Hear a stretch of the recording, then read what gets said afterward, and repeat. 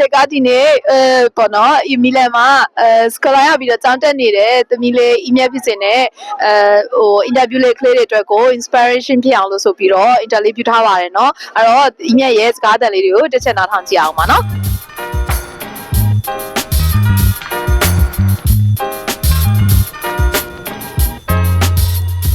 ဒီမြက်အားဆိုလို့ရှိရင်ကျတို့ဒီမှာပေါ့နော်အီတလီကိုဘယ်တော့မှရောက်ပြီးတော့အခုဘယ်တွေတက်နေတယ်နာမည်လေးအစာမိတ်ဆက်ပေးပါအောင်နော်ဟုတ်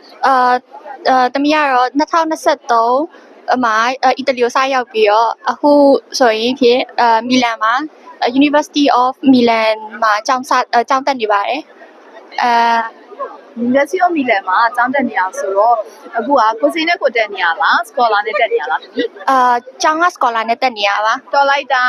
congratulation ပါသမီး Thank you အဲ့တော့ဒီအီတလီမှာအခုရှိသမီးရောက်နေသူကာလအတွင်းမှာပေါ့နော်သမီးရင်ဆိုင်နေရတဲ့ဒီပညာရေးနဲ့ပတ်သက်တာပဲဖြစ်ကျောင်းနဲ့ပတ်သက်တာပဲဖြစ်ပေါ့နော်ဒီ challenges လေးတွေရှိမယ်ဆိုလို့ရှိရင်လည်းအဲ့ challenges လေးတွေကိုပြောပြပေးပါအောင်နော်တစ်ခုလောက်ပေါ့နော်ကျောင်းမှာတော့ challenge အဲ့လောက်တိတ်တော့မရှိဘူးပေါ့နော်ပညာဒီကကြိုက်တဲ့အကြောင်းပြောပြရင်တော့ဒီကျောင်းရဲ့ဒီက education ရဲ့ဆောင်ဝေးပွဲ system ကိုကြိုက်တယ်ပေါ့ဘာလို့လဲဆိုတော့သူက appel လို့တွေအများကြီးရှိတယ်သူကကိုကြိုက်တဲ့အချိန်မှာဝင်ဖြေလို့ရတယ်အဲ့ဟာကိုသဘောကျရပေါ့နော်ညီမယူမှာဆိုရင်ဒီတစ်ခါဆောင်ဝေးပွဲဆိုရင်အဲ့ခေါက်မှာပဲဖြေရတယ်ဒါပေမဲ့ဒီမှာကျအဲ့လိုမဟုတ်တဘာသာမာနေကို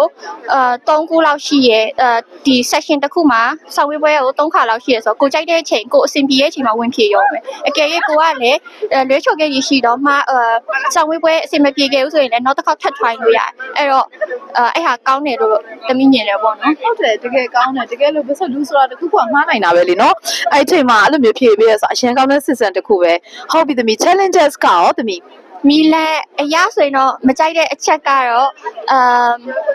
ဒီက transportation က strike အရင်လုပ်တယ်ပေါ့နော်သူကနှစ်ပတ်တစ်ခါလောက်အမြဲတမ်း strike ရှိနေဆိုတော့သွားလာရအဆင်မပြေဘူး strike ကလည်းသူကတောက်ချနေတိုင်းလောက်တာအဲ့ဆိုတောက်ချနေတိုင်းကကြောင်းရှိရဲဆိုတော့ကြောင်းရှိရနေဆိုရင်တော့အဆင်မပြေဘူးပေါ့သွားရလာရ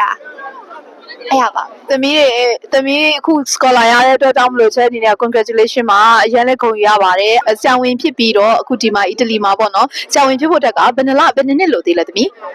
ဒီမှာ6နှစ်တက်ရတယ်ပေါ့သမီးအခု second year ဆိုတော့4နှစ်ကျန်နေတယ်4နှစ်ကျန်နေတယ်နော် all the best ပါသမီးအောက်ကူဒီပါနော် grazie mille di tutto ကလေးတွေတို့တခုခုပြောလိုက်ပါဦးလာမယ့်ကလေးတွေဘာတွေများသုံးဝင်မဲ့တူးလေးတစ်ခုလောက်ဖြစ်စဉ်းစားလို့ရတယ်ဆိုလို့ရှိရင်အားလေးပြောပြပါအောင်နော်အားလုံးအီတလီစာလုပ်ခဲ့ပါအဲ့ဆိုအီတလီစာဘယ်မှာလုပ်အောင်လဲတန်းပြောပြပါဦး ISC မှာလုပ်လို့ရပါတယ်အဲ့ဆက်လိုက်ပါတယ်ဒူဝမွားနေ ciao ကျေးဇူးပါ